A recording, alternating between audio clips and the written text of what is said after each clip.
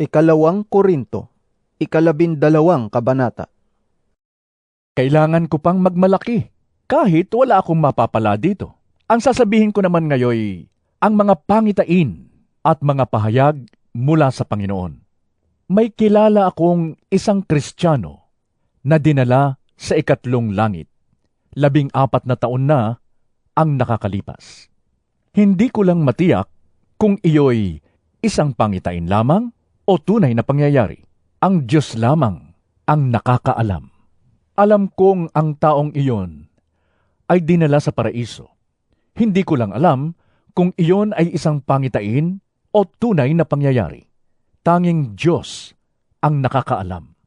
Nakarinig siya ng mga bagay na hindi kayang ilarawan ng salita at hindi maaaring sabihin ni numan. Ipagmamalaki ko ang taong iyon at hindi ang aking sarili, maliban sa aking mga kahinaan. At kung ako'y magmalaki man, hindi ako lalabas na hangal, sapagkat totoo ang sasabihin ko. Ngunit hindi ko ito gagawin, sapagkat ayaw kong mag-isip ang sinuman ng higit tungkol sa akin, kaysa kanyang nakita o narinig sa akin. Ngunit upang hindi ako magyabang sa dami ng kamanghamanghang mga bagay na nasaksihan ko, ako'y binigyan ng pahirap sa aking katawan, na nagsisilbing sugo ni Satanas, upang pahirapan ako, at nang sa gayoy, hindi ako maging palalo. 3 beses kong idinalangin sa Panginoon na alisin ito, ngunit ganito ang kanyang sagot. Ang kagandahang loob ko ay sapat na para sa iyo, sapagkat lubusang nahahayag ang aking kapangyarihan kapag ikaw ay mahina. Kaya't buong galak kong ipagmamalaki ang aking mga kahinaan upang manatili sa akin ang kapangyarihan ni Kristo.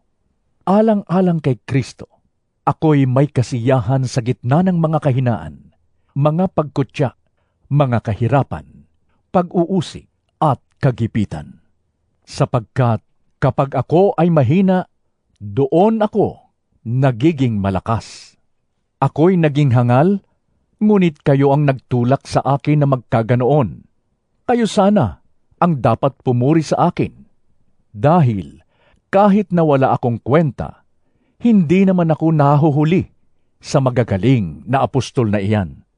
Buong tiyaga kong pinatotohanan sa inyo na ako'y isang tunay na apostol sa pamamagitan ng mga himala at iba pang mga kamanghamanghang bagay. Paano nakalamang sa inyo ang ibang mga iglesia? Sila'y nakalamang dahil hindi ako naging pabigat sa inyo. Ipagpatawad ninyo ang pagkukulang kong iyon. Ito ang 3 pagpunta ko riyan, at hindi pa rin ako magiging pabigat sa inyo, sapagkat kayo ang nais ko, at hindi kung anong mayroon kayo. Ang mga magulang ang dapat mag-impok para sa mga anak, at hindi ang mga anak para sa mga magulang. At ikaliligaya kong gugulin ang lahat, pati ang aking sarili, upang kayo'y mabuhay. Kung madagdagan ang pagmamahal ko sa inyo, dapat bang mabawasan ang pagmamahal ninyo sa akin? Alam ninyong hindi ako nakabigat kanino man sa inyo. Subalit, sinasabi ng ilan na ako'y tuso at dinadaya ko kayo. Bakit?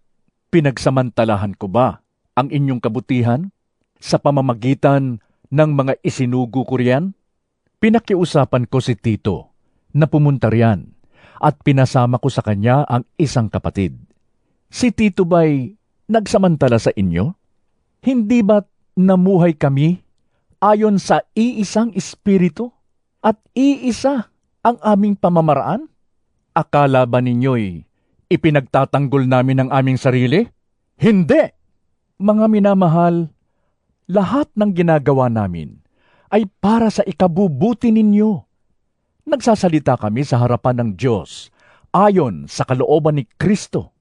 Nangangamba akong baka pagpunta ko riyan ay may makita ako sa inyong hindi ko magustuhan, at kayo naman ay may makita sa aking hindi ninyo magustuhan.